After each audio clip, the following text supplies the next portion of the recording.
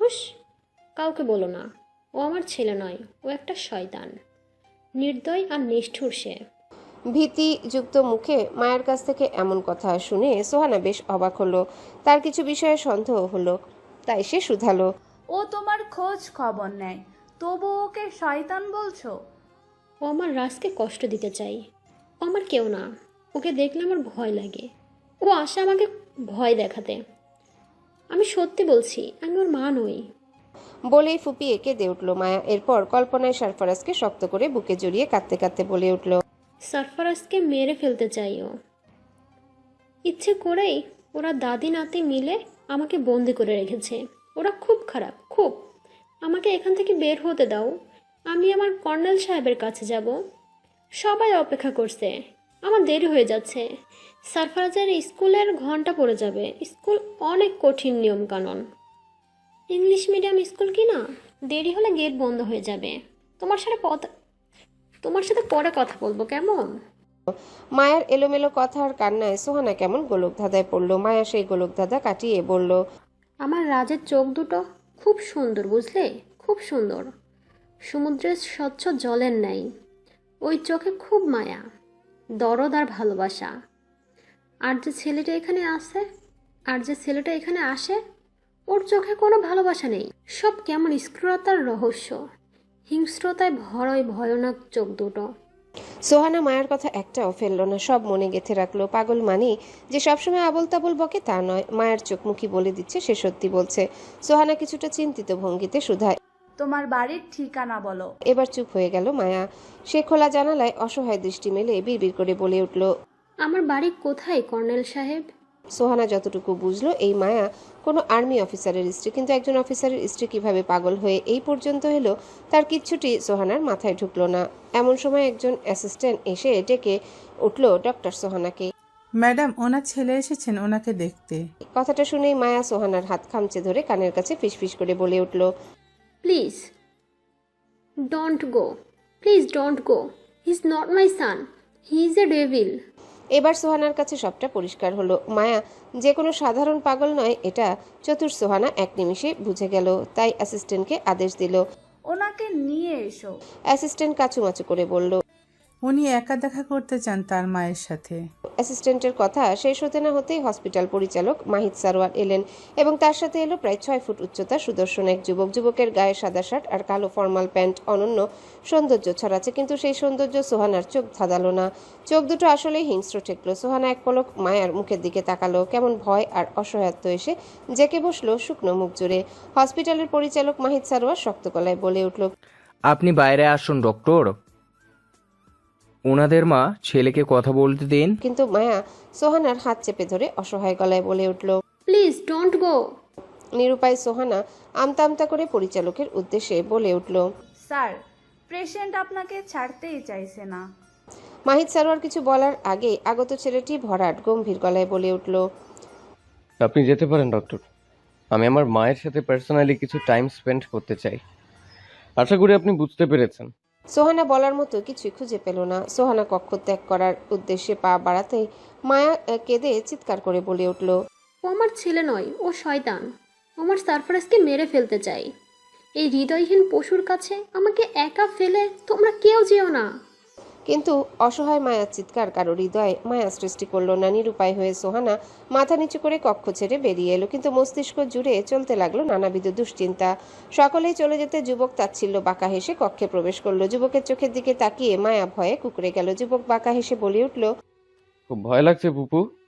দেখলে পাগলের কথার কোনো দাম নেই। এই নিষ্ঠুর ধরায়, তাই যত নিশ্চুপ থাকবে ততই মঙ্গল। কথাটা বলে মায়ার কাঁধে হাত রাখলো যুবক। মায়া আরেকটু ভয়ে সিটিয়ে নিভু গলায় বলল। আমার সারফরাজ একদিন ঠিক নিতে আসবে আমাকে। ওই দিন তুই কোথায় পালাবি? যুবক এই কথায় কিটকিটিয়ে হেসে উঠল, যেন খুব মজার জোকস শুনল সে। মায়া সে হাসি দেখে জড়সড় হয়ে হাঁটু ভাঁজ করে বসে অন্যত্র দৃষ্টি সরিয়ে বিড়বিড় করে বলতে লাগলো। সারফরাজ আসবে, হ্যাঁ সারফরাজ আসবে। ওই দিন কারো রক্ষা থাকবে না। চারপাশে আগুন জ্বলবে। কর্নেল সাহেবের সন্তান সে। আগুনের ন্যায় উত্তপ্ত রক্ত প্রবাহিত হচ্ছে ওর শরীরে। সাহসী বাপের সন্তানও। অন্যায়ের সাথে আপোষ কখনোই করবে না সে।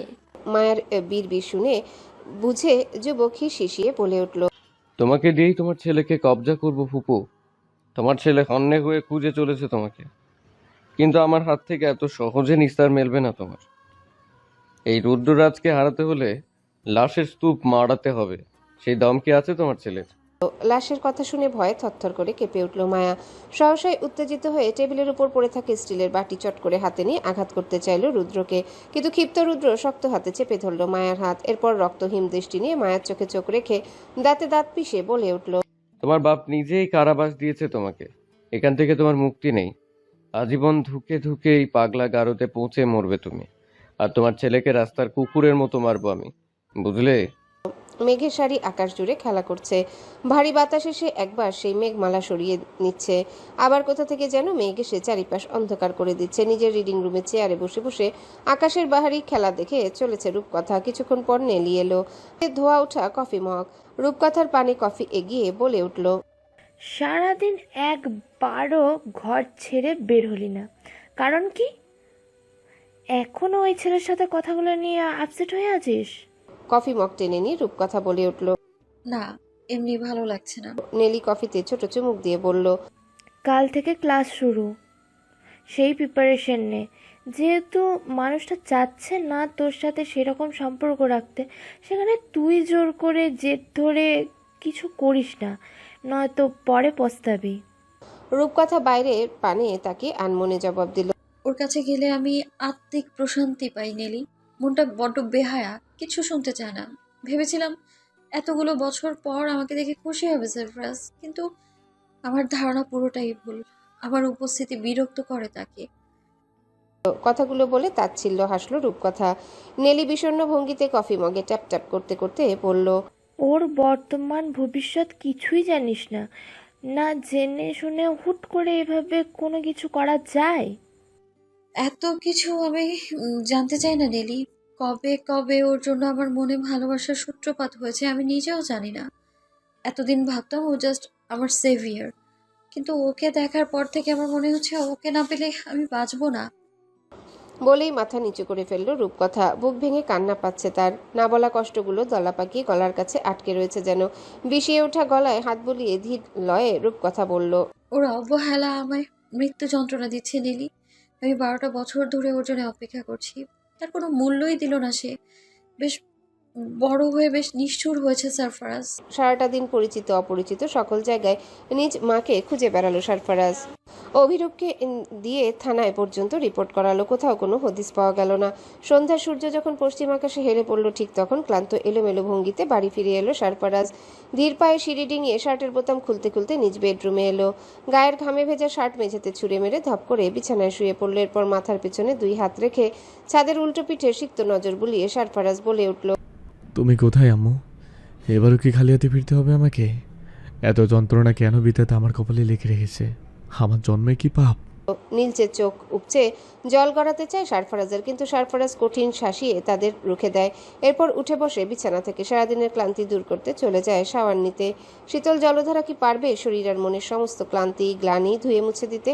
রাত 9টার দিকে অভিরূপ এলো। স্বেচ্ছায় আসেনি, সারফারাজের কল পেয়ে এসেছে। সঙ্গে এনেছে বিদেশি দামি ড্রিঙ্কস। সারফারাজ চেয়েছে যেখানে মন মেজাজ বিক্ষিপ্ত থাকে তখন নিজেকে শান্ত করার জন্য এই অ্যালকোহলকেই বেছে নেয় সারফারাজ। অভিরূপ যখন সারফারাজের কক্ষে এলো তখন খোলা আকাশে দৃষ্টি মেলে বারান্দার ডিভানে এক ধ্যানে বসেছিল সারফারাজ। হাতের ড্রিঙ্কসের কাচের বোতল ছোট কর্নার টেবিলে রেখে গলা খাকড়ি দিল অভি গলার স্বর নড়ে চড়ে উঠল সারফারাজ। এরপর হাত বাড়িয়ে বলল, দে। অভিরূপ বোতল এগিয়ে দিতেই দাঁত দিয়ে চিপি খুলে ঢকঢক করে গলায় চালান করে চোখ মুখ কুচকে ডিভানে হেলান দিল সারফারাজ। ঝাঁঝালো তিতকুটে স্বাদ মুখের সাথে অ্যাডজাস্ট হতে পুনরায় চুমুক বসালো। অভিরূপ এহেন দৃশ্যে তপ্ত শ্বাস ফেলে বলল, আর কতদিন? আজীবন। চট করে নেশাক্ত গলায় উত্তর করল সারফারাজ। এরপর পুনরায় বলে উঠল, আমার জন্মে আজন্মের পাপ অভি। লাইফ আমাকে নিয়ে ঠিক দস্তুর খেলেই চলছে। কখন কোথা থেকে চেকমেট হয়ে যাচ্ছে আমি নিজেও জানি না। আমি শুধু গুটির মতো ঘর বদলে দৌড়ে চলছি। অভিরূপ এক দৃষ্টিতে সারফারাজের করুণ মুখখানা দেখলো। এরপর বলল, রূপকথাকে জড়িয়ে নে জীবনে, ভালো থাকবি। মেয়েটা নিখাদ ভালোবাসে তোকে, ওর চোখ দেখে এমনটাই মনে হয়েছে আমার। অভির কথায় তাচ্ছিল্য হাসলো সরফরাজ। এরপর ধরা গলায় বলল, নিজের ভালো থাকার জন্য অন্যের ভালো থাকাকে কেড়ে নিতে বলছিস? এইটুকু বাচ্চা একটা মেয়ে, ওর সুন্দর একটা ভবিষ্যৎ, আর সেই ভবিষ্যৎ নষ্ট করার কোনো অধিকার নেই আমার। অভিরূপ আর কিছু বলল না, নিঃশব্দে উঠে দাঁড়ালো। এরপর চলে এলো ঘর ছেড়ে বাইরে। সরফরাজ একা সময় কাটাতে পছন্দ করে এমন দুঃখের মুহূর্তে। তার মতে একাকী নির্জনে দুঃখ বিলাস করা যায় গভীর করে, মাঝে মাঝে হৃদয় পোড়াতে খুব ভালো লাগে তার। অভিরূপ চলে যেতে আর একটা বোতল ধরল সরফরাজ। মুহূর্তেই দুটো বোতল সাবার করে একের পর এক সিগারেট ফুঁকলো। নিকোটিনের ধোঁয়ায় ইচ্ছে মতো নিজেকে পুড়িয়ে ঢুলুঢুলু শরীরে উঠে দাঁড়ালো। ঘড়িতে সময় কত তা জানা নেই সরফরাজের। ঝিঝি পোকার হাঁক বুঝিয়ে দিচ্ছে এখন গভীর রাত। সরফরাজ সেসব তোয়াক্কা না করেই গায়ে একটা শার্ট জড়িয়ে গাড়ির চাবি নিয়ে ঘর থেকে বেরিয়ে গেল। এলোমেলো হাতে গাড়ি স্টার্ট দিয়ে স্টিয়ারিং ঘুরিয়ে ছুটলো অজানা কোথাও। কোন পথ দিয়ে কিভাবে ড্রাইভ করে সরফরাজ চলল তার কোনো জ্ঞান রইল না। এদিকে রূপকথার অক্ষিপটে এক ফোঁটা ঘুম ধরা দিল না। অশান্ত হৃদয় নিয়ে খোলা বেলকনিতে এসে দাঁড়ালো। বাইরে হিমশীতল বাতাস প্রবাহিত হচ্ছে। বাতাসের তোরে গায়ে কাটা দিল রূপকথার। দুই হাতে নিজেকে জড়িয়ে খোলা আকাশে ফের দৃষ্টি পাতল রূপকথা। ভেতর থেকে কেমন আত্মচিৎকার ধেয়ে আসছে, কিন্তু গলা চিরে বেরোতে পারছে না। হঠাৎ গাড়ির ব্রেক কষার শব্দে সামনে দৃষ্টি স্থির করলো রূপকথা। কালো রঙা রোলস রয়েস এসে থেমেছে আমজাদ হায়দারের প্রকাণ্ড বাড়ির আঙিনায়। অল্প সময় পর সেই গাড়ি থেকে ঢুলতে ঢুলতে নামলো সরফরাজ। আবছা আলোয় তার মুখাবয়ব বোঝা গেল না। যখন গাড়ির হেডলাইটের সামনে এসে দাঁড়ালো সরফরাজ, তখন তার কাতর মুখশ্রী নজরে এলো। রূপকথা এক দৃষ্টিতে তাকিয়ে বোঝার চেষ্টা করলো সরফরাজের মনোভাব। গাড়ির সামনে দাঁড়িয়ে ব্যালকনির দিকে তাকিয়ে বুক চাপড়ে ঘোর লাগানো গলায় সরফরাজ উচ্চস্বরে ডেকে বলে উঠল, বুকের এইখানটায় খুব যন্ত্রণা হচ্ছে রূপকথা। কলিজাতে কেউ আগুন ধরিয়ে দিয়েছে। এবার এইখানটায় মাথা রেখে আগুনটা নিভিয়ে দে, জ্বলেনি কমলে চলে যাবো প্রমিস। অধিক নেশায় দাঁড়িয়ে থাকতে পারছে না সরফরাজ। এদিকে সেদিকে খেলে পড়ে যাচ্ছে সে, তবুও নিজেকে সামলে পুনরায় বলে উঠল, নেশাটা খুব ধরেছে, কিন্তু বুকের আগুন নেভাতে পারছে না। ডেটলেস অ্যালকোহল, শব্দজয়ী অবিটার, ওকে শাস্তি দেবো পরে। আগে বলো, রাখবে এই বুকে মাথা? জ্বলে যাচ্ছে পুরো বুক, খুবই কষ্ট হচ্ছে, সহ্য করতে পারছি না। উপশম করবে আমার এই বুকের যন্ত্রণা?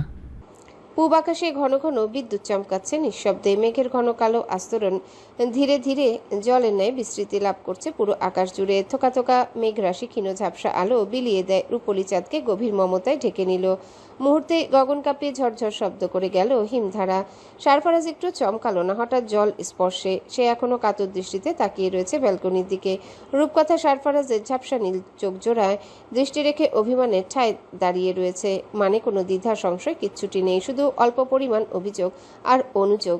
সরফরাজের উন্মুক্ত শক্ত বক্ষে বর্ষণধারা আছড়ে পড়ছে সমানতালে। সেগুলোর উপর রূপকথা সামান্য ঈর্ষা হলো বোধহয়। বাঁকা চোখে সরফরাজের লোমহীন প্রশস্ত বুকে একবার নজর বুলিয়ে বিড়বিড় করে বলে উঠল, ঘন বৃষ্টির ঝিরিঝিরি ধারা ভেদ করে এবার আর রূপকথার মায়াবী মুখশ্রী দেখতে পেল না সরফরাজ। নেশায় পুরো শরীর মাথা টলছে। ঝাপসা চোখে বৃষ্টির জলের পানে তাকিয়ে বুক চেপে ধরে সরফরাজ এলোমেলো গলায় বলে উঠল, শালা হৃদয়ের আগুনটা বৃষ্টির জলও নিবে না, কি কঠিন দহন মাইরে। টলতে টলতে ভেজা আঙিনার ঘাসের উপর হাঁটু মুড়ে বসে গেল। এরই মাঝে বিকট শব্দে বাজ পড়ল। তাতে সরফরাজ তাচ্ছিল্য হেসে বলল, বুকের ভেতরের হাহাকার, এর আওয়াজ বাইরে পর্যন্ত তর্জন গর্জন করে শব্দ করছে। পাঁজরের নিচে এতই যন্ত্রণা বুঝি? সরফরাজকে পড়ে যেতে দেখে আর অভিমান করে দাঁড়িয়ে থাকতে পারল না রূপকথা। সদর দরজা খোলা বৃষ্টির জল ঠেলে দৌড়ে এলো সরফরাজের সামনে। এরপর মিহিসরে ডাকলো সরফরাজ। সরফরাজ রূপকথার ডাক শুনে উপরে মাথা তুলে তাকালো। এরপর গাড়ির ফ্রন্ট বাম্পারে ভর দিয়ে উঠে দাঁড়ালো। বৃষ্টির জলে রূপকথার কাতসম চুলগুলো লেপ্টে আছে। চোখ মুখ সদ্য প্রস্ফুটিত শিশিরের স্নানে ভেজা গোলাপের ন্যায় ঠেকলো সরফরাজের কাছে। রূপকথার স্বর্গীয় রূপে মন্ত্রমুগ্ধের ন্যায় রূপকথার দিকে ঝুঁকে দাঁড়ালো সরফরাজ। এরপর দুই হাতের আজলায় রূপকথার কোমল মুখশ্রী ধরে কম্পিত গলায় বলল, the royal princess of fairy tale. রূপকথা সরফরাজের চোখের দিকে তাকিয়ে ভারী স্বরে শুধালো, তুমি মদ খাও? সরফরাজ মাথা ঝাঁকালো। এরপর ব্যথাতুর মুখে বলে উঠল, বুকের এখানেই অনেক অনেক যন্ত্রণা রূপকথা, সেই যন্ত্রণা কাউকে বলা যায় না। এই যে কোটি কোটি টাকার গাড়ি, এই যে গায়ে দামি পোশাক, টাকা পয়সার রাজত্ব, কোনো কিছুই বুকের এই যন্ত্রণা কমাতে পারে না। দগদগের হৃদয় খালি ছটফট করে, কেউ খোঁজ রাখে না। রূপকথার মায়া হলো সরফরাজের জন্য। সে আলগোছে সরফরাজের বুকে মাথা ছুঁয়ে শুধালো। এবার বোকার মতো অল্প হাসলো সরফরাজ। এরপর ধরা গলায় বলল, আরাম লাগছে। রূপকথা সরফরাজকে শক্ত হাতে জড়িয়ে অভিমানী গলায় বলল, কাল কষ্ট দিয়েছিলে কেন? আমি খারাপ মানুষ তাই। তুমি খারাপ? রূপকথা সারফারাজের ঠোঁটে সরু আঙ্গুলি চেপে ধরে বলে উঠল। পচা কথা বলে না। ঠোঁটে রূপকথার আঙ্গুলে শীতল স্পর্শ পেয়ে কেঁপে উঠল সারফারাজ। হৃদগতি তেজ হলো 3 গুণ হারে। বুকের খাঁচা ভেঙে এই বুঝি হৃৎপিণ্ড বাইরে বেরিয়ে আসে। রূপকথার হাতের কবজিতে চেপে ধরে সারফারাজ নেশাক্ত গলায় বলল, আমি পাপী, আমি আর মানুষ নই রূপকথা। আমার কাছে এসো না, পাপের তাপে তুমিও পুড়ে যাবে। জানো না, কেউ মরে পাপে, কেউ তাপে। রূপকথা শক্ত ঠোঁটে বলল। তুমি এসেছো সারফারাজ? রূপকথার চট করে উত্তরে অল্প বাঁকা হাসলো সারফারাজ। এরপর বলল, বেশ বড় হয়ে গেছো তাই না? বড়দের মুখে মুখে কথা বলো। রূপকথা সারফারাজের বুক থেকে মাথা তুলতে চাইল। সারফারাজ ঠেসে ধরে বলে উঠল, আগুন নিভে অঙ্গার থেকে ধোয়া উঠছে, আর কিছু সময় পর ধোয়া থেমে যাবে। রূপকথা সারফারাজের পুরুষালী গন্ধ আর নিকোটিনের গন্ধে চোখ বুজে বলে উঠল, সিগারেট ফুঁকেছো? অনেক। কেন? মাঝে মাঝে নিজেকে পড়াতে শান্তি লাগে, কিন্তু আমার সেই শান্তিকে বিনষ্ট করেছো তুমি। ঠিক পস্তাবে। পস্তাতে চাই আমি। বোকা মেয়ে, নিস্তার পাবে না আমার হাত থেকে। আমি নিস্তার চাই না। রিয়ালি? হ্যাঁ। সারফারাজ অবাক চোখে রূপকথাকে দেখল। এরপর বলল, সময় নাও। রূপকথা চোখ বুজে প্রত্যুত্তর করল, 12টা বছর সময় নয় কি? নাকি তোমার নাগাল পেতে আরো যুগ যুগের প্রতীক্ষা প্রয়োজন? সারফারাজ জবাব দিল না, শুধু বলল, আমি সত্যিই পাপী। পাপ ধুয়ে দেবার দায়িত্ব আমি নিতে চাই। সারফারাজ বুক থেকে সরিয়ে 2 কাঁধে চেপে ধরে রূপকথার চোখে চোখ রাখলো। এরপর বলে উঠল, ভালোবাসা আমি বুঝি না, আমার কাছে হিংস্রতা ছাড়া আর কিছুই নেই রূপকথা। আবেগে গা ভাসিয়ে ভুল করছো তুমি, পরে কাঁদবে। রূপকথা ধীরলয়ে বলল, সেই কান্নার জল যদি তোমার বুকের আগুন নেভাতে পারে তবে আমি আজীবন কাঁদতে রাজি। শীতল বাতাস আর বৃষ্টির ভারী ধারা রূপকথার শরীরে কাঁপন তুলল। সেই সাথে তিরতির করে কেঁপে উঠল গোলাপি ঠোঁটজোড়া। সারফারাজ অবাক চোখে এহেন মোহনীয় দৃশ্য উপভোগ করলো। এরপর বুক চেপে ধরে বলল, আমাকে যেতে হবে রূপকথা, বুকের কন্ডিশন শোচনীয়। রূপকথা উদ্বিগ্ন চোখে বলল, ব্যথা হচ্ছে? না, বাসনা তাড়না তাড়াহুড়ি পেটাচ্ছে, ওসব তুমি বুঝবে না। বলে রূপকথাকে ফেলে গাড়িতে উঠে বসলো সারফারাজ। এরপর গাড়ি স্টার্ট দিয়ে জানালার কাছ নামিয়ে উঁচু আওয়াজে বলল, আমি মরে গেলেও আমার সোহা তোমার পিছু ছাড়বে না। ভেবে চিন্তে ডিসিশন নিও, পরে কিন্তু মুক্তি পাবে না। বলেই গাড়ি হাঁকালো সারফারাজ। রূপকথা ঠোঁট টিপে হেসে বলে উঠল, পাগল একটা। সারফারাজের গাড়ি দৃষ্টি সীমানা থেকে মিলিয়ে যেতেই ভেজা শরীরে পা টিপে ঘরে ঢুকে দরজা আটকে দিল রূপকথা। এরপর পা টিপে টিপে সিঁড়ি বেয়ে নিজ কক্ষে ঢুকলো। কক্ষে বিছানার উপর নেলিকে দেখে কিছুটা অপ্রস্তুত হলো রূপকথা। বোকা নেলি কেমন চতুর চোখে রূপকথার পানে তাকিয়ে আছে। রূপকথা নেলিকে দেখে ভয়ার্ত মুখে শুধালো, ঘুমাসনি? নেলি মাথা দুলিয়ে বলল, সাফররাজ এসেছিল? রূপকথা অল্প করে উত্তর দিল, প্রেমে পড়লি? জানি না। বালিশের তলায় বন্দুক রাখে ওই ছেলে। নিশ্চয়ই সাধারণ মানুষের বালিশের তলায় বন্দুক রেখে ঘুমাবে না, তাই না? নেলি ও খারাপ মানুষ, সেটা স্বীকারোক্তি দিয়েছে আমার কাছে, কিন্তু আমি ওকে ফেরাবো, তুই দেখিস। নেলি তপ্ত শ্বাস ছেড়ে বলে উঠল, মামা মামি কষ্ট পাবে রূপকথা, তুই ভুল পথে হাঁটতে চাইছিস। রূপকথা কোনো উত্তর না দিয়ে শুকনো কাপড় নিয়ে ওয়াশরুমে চলে গেল। ঝটপট কাপড় পাল্টে বেরিয়ে নেলিকে আগের জায়গাতেই পেল। হয়তো উত্তর শোনার আশায় অপেক্ষা করছে নেলি। নেলির ভাবভঙ্গি বুঝতে পেরে রূপকথা নিচু গলায় বলল, সারফরাজের সাথে আমার বন্ধন 1 দিন 2 দিনের নয় নেলি। ও আমার কোনো ক্ষতি করবে না এবং হতেও দেবে না। ওকে চোখ বন্ধ করে বিশ্বাস করি আমি। নেলি আর কথা বাড়ালো না, শুধু অবিশ্বাসের গলায় বলল, বেস্ট অফ লাক। নেলি চলে যেতে দীর্ঘশ্বাস ছাড়ল রূপকথা।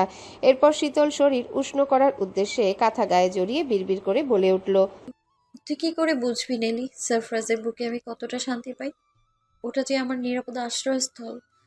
বাবা মা হারানোর পর ওখানেই তো আমার বাস ছিল। সে যে আমায় আগলে নিত জানিস। সকালে বেশ দেরিতে ঘুম ভাঙল সারফারাজের। ঘুম থেকে উঠেই ফোন হাতে নিল সারফারাজ। এরপর স্ক্রিনে সময় দেখে নিল, বেলা প্রায় মধ্য দুপুর। এরপর একবার আজকের তারিখটা পরখ করলো। আলগোছে হাতের ফোনটা বালিশের পাশে রেখে চোখ বুঝে শটান শুয়ে রইল কিছু সময়। এরপর পুনরায় ফোন হাতে নিয়ে অভিরূপকে মেসেজ পাঠালো, দুপুর 2টায় ফ্লাইট, লুই আর ইয়ং ল্যান্ড করবে, প্লিজ রিসিভ করে নিও ওদের। ছোট বার্তাখানা পাঠিয়ে উপর হয়ে বালিশে মুখ গুজল। ঝাপসা এলোমেলো স্মৃতি পটে গত রাতের মুহূর্ত ধরা দিল। অনন্য ভালো লাগায় পাশ বালিশ চেপে ধরল সারফারাজ। এরপর ঘুম জড়ানো গলায় নিজেই নিজেকে শুধালো। সিরিয়াসলি? ভেতর থেকে আসা উত্তরে লাজুক হাসলো সারফারাজ। এরপর বালিশে কয়েকটা পাঞ্চ মেরে ভাঙা গলায় বলে উঠল, কি সাংঘাতিক বিচ্ছু মেয়ে, আমাকে কুপঘাত করেই ক্ষান্ত হলো। ঘড়ির কাঁটা তরতর করে আরো খানিক সময় গড়ালো। আর শুয়ে থাকতে পারল না সারফারাজ। আড়মোড়া ভেঙে উঠে দাঁড়ালো। এরপর চলে গেল ফ্রেশ হতে। মেডিকেল কলেজের ফার্স্ট ডে থাকায় সকাল বেলায় ক্লাস অ্যাটেন্ড করার জন্য না খেয়ে চলে এসেছে নেলি আর রূপকথা। দুপুরের আগেই খিদেই তালগোল পাকিয়ে গেল নেলির। ক্যান্টিন থেকে দ্রুত অল্প কিছু খেয়ে ফিরে আসলো লাইব্রেরিতে। এরপর মেডিকেল সায়েন্সের উপর লিখে একটা বই নিয়ে নাড়াচাড়া করলো রূপকথা। প্রথম দিন জন্য সবকিছুতে কেমন এক্সাইটমেন্ট কাজ করলো তার ভেতর। নেলি রুটিন চেক করে রূপকথার উদ্দেশ্যে বলে উঠল, পরের ঘন্টায় ক্লাস আছে। রূপকথা ভাবুক হয়ে শুধালো, কি ক্লাস? ফিজিওলজি। রূপকথা আর কিছু শুধালো না, কিন্তু নেলি মনমরা হয়ে রইল। রূপকথা নেলির দিকে তাকিয়ে শুধালো। মন খারাপ কেন? কলম কামড়াতে কামড়াতে নেলি উত্তর করল, দুটো ক্লাস করলাম, একটাতেও কোনো ইয়ং হ্যান্ডসাম ডক্টর দেখলাম না। যা দেখলাম সব ঘাটের মরা। অথচ গল্প, উপন্যাস বা মুভিতে কি সুন্দর সুন্দর ডক্টর লেকচারার। দ্যাট মুডটাই পাঞ্চে গেল। রূপকথা নেলির ভাবনায় কপাল কুঁচকে শুধালো। পড়তে এসেছিস নাকি জামাই খুঁজতে? নেলি বোকা বোকা চোখে রূপকথার পানে তাকিয়ে বলে উঠল, নিজে তো একটা জুটিয়ে নিয়েছ, এজন্য আমার মতো সিঙ্গেল মানুষের ব্যথা বুঝতে পারছো না। রূপকথা হাত ঘড়িতে একবার সময় বুলিয়ে বলল। চল, নেক্সট ক্লাসের সময় হয়ে যাচ্ছে। নেলি ঠোঁট উল্টে মন খারাপের ভং করে উঠে রূপকথার পিছু পিছু ছুটলো। এরপর ক্লাসে ঢুকে মাঝখানের আসনে বসলো। ক্লাসে সবাই যখন এটা সেটা নিয়ে আলোচনা করছিল, ঠিক তখন হেলে দুলে একজন প্রফেসর এলেন। তাকে সম্মান প্রদর্শন করে নেলি কপাল চাপড়ে বলল, এত কবরে অলরেডি ঢুকে গেছে রে রূপকথা। রূপকথা দাঁত পিষে চোখ গরম করে নেলির এহেন বেফায়েসে কথায় ফিজিওলজি লেকচারার নিজের নাম পরিচয় দিয়ে সকলের উদ্দেশ্যে বলে উঠল, আমি আজ আপনাদের ক্লাস নেব না। একজন গেস্ট ডক্টর এসেছেন আমাদের হসপিটালে, তিনি আজ আপনাদের ক্লাস নেবেন। বলেই বেরিয়ে গেলেন এনায়েতুল্লাহ। এনায়েতুল্লাহ চলে যেতে ক্লাস জুড়ে শোরগোল সৃষ্টি হলো। সেই শোরগোলকে আরও 2 ধাপ বাড়াতে ভেতরে প্রবেশ করলো লম্বা চওড়া অত্যাধিক ফর্সা সুদর্শন এক যুবক। তাকে দেখে পুরো ক্লাসের মেয়েরা যেন জ্ঞান হারানোর উপক্রম হলো। যুবক সকলের উদ্দেশ্যে গম্ভীর ভারী গলায় বলে উঠল, let's get introduced first. I am doctor Rudra Raj Chowdhury. Class জুড়ে সকলের দৃষ্টি শান্ত স্থির। সামনে দাঁড়ানো স্বপ্নের পুরুষের ন্যায় অধিক সুদর্শন লেকচারারকে দেখে ক্লাসের মেয়ে স্টুডেন্টগুলো পলক ফেলতে ভুলে গেছে যেন। উপস্থিত ছেলেরাও ফিসফিস করে এটা সেটা বলছে, কিন্তু এসবের ধার যেন ধারল না রুদ্র। সে তার গাম্ভীর্য আর রহস্যে অটল থেকে সাদা শার্টের হাত কনুই অব্দি গুটিয়ে হোয়াইট বোর্ডে খচখচ করে মার্কার দিয়ে লিখল। Fight or flight response. লেখাটি লিখে শেষ করে সামনে ফিরল রুদ্ররাজ। ঠোঁটে ঠান্ডা হাসি, গাঢ় আকাশি চোখে ইন্দ্রজালের খেলা। রুদ্র পুরো ক্লাস জুড়ে একবার চতুর নজর বুলালো। ক্লাসের কেউ ঠোঁট টিপে ড্যাব ড্যাব করে তাকে দেখে চলেছে, কেউ ডায়েরির আড়ালে চোখ রেখে গোপনে নিঃশব্দে তাকে পরখ করছে। এসব দৃশ্যে রুদ্র কোনো প্রকার হেলদোল দেখালো না। তার চোখ যেন অন্য কিছু খুঁজে চলেছে ক্লাস জুড়ে। এদিকে নেলি রুদ্রের চোখের মণিতে খেই হারিয়ে ক্যাবলাকান্তের মতো ফ্যালফ্যাল করে তাকিয়ে রইল। এমন বেহায়া দৃশ্যে রূপকথা নেলির হাতে চিমটি কেটে বলে উঠল, এই লোকটা ট্রেনে একই কেবিনে এসেছে আমার সাথে। ওনাকে এক একদিন এক এক রূপে দেখে অবাক হচ্ছি আমি। বলেই গোপনে নিজের ফোন বের করে ছবি তুলতে উদ্যত হলো, কিন্তু তার আগে ভরা ক্লাসে গমগমে আওয়াজে রুদ্র আঙ্গুলি ইশারা করে বলে উঠল, hey you in the third row. রুদ্রের গলায় স্পষ্ট আওয়াজে কেঁপে উঠল রূপকথা। ফোন লুকিয়ে সম্মুখ লেকচার টেবিল পানে তাকাতেই রুদ্র মাথা ঝাঁকিয়ে বলে উঠল, ইয়েস ইউ। রুদ্রের আঙ্গুলি নির্দেশে রূপকথা চারিপাশে বেকাবু তাকিয়ে ধীরে ধীরে উঠে দাঁড়ালো। রূপকথার পানে ক্লাসের সকল মেয়ে তাকিয়ে রইল। নতুন প্রফেসর আসতে না আসতে নতুন ক্লাসে কি প্রশ্ন করতে পারে এই মেয়েকে, তা যেন কারো মাথায় ঢুকলো না।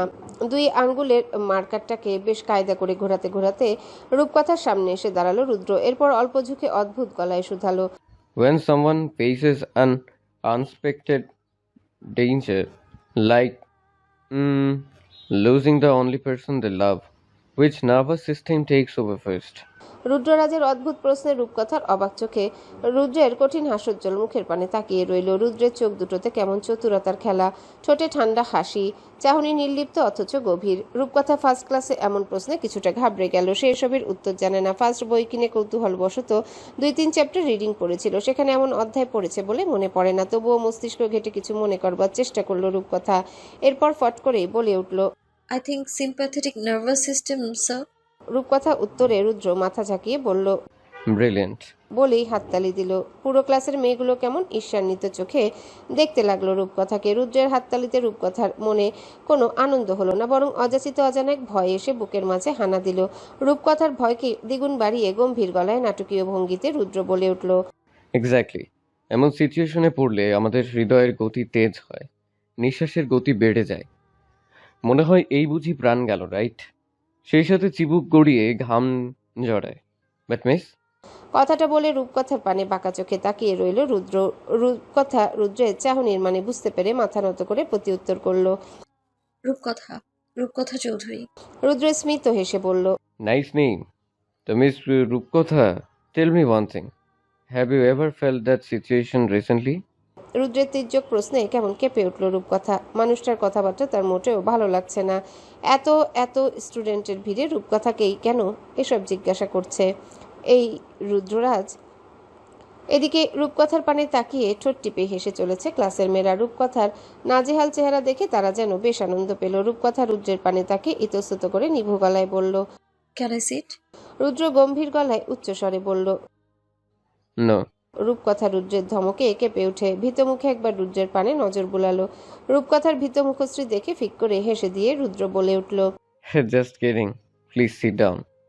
রুদ্রের এহেন আচরণ কেমন অদ্ভুত লাগলো রূপকথার। রুদ্রের সাথে ক্লাসের মেয়েগুলো শব্দ করে হেসে উঠল। ফার্স্ট দিনে এমন নাস্তানা বোধ হয়ে চোখ ফেটে জল এলো রূপকথা। তবুও নিজেকে সামলে মাথা নিচু করে বসে গেল রূপকথার পানে তাকিয়ে রুদ্র ঠোঁট কামড়ে মনে মনে বলে উঠল, I will burn everything you love, dear Sarfaraz.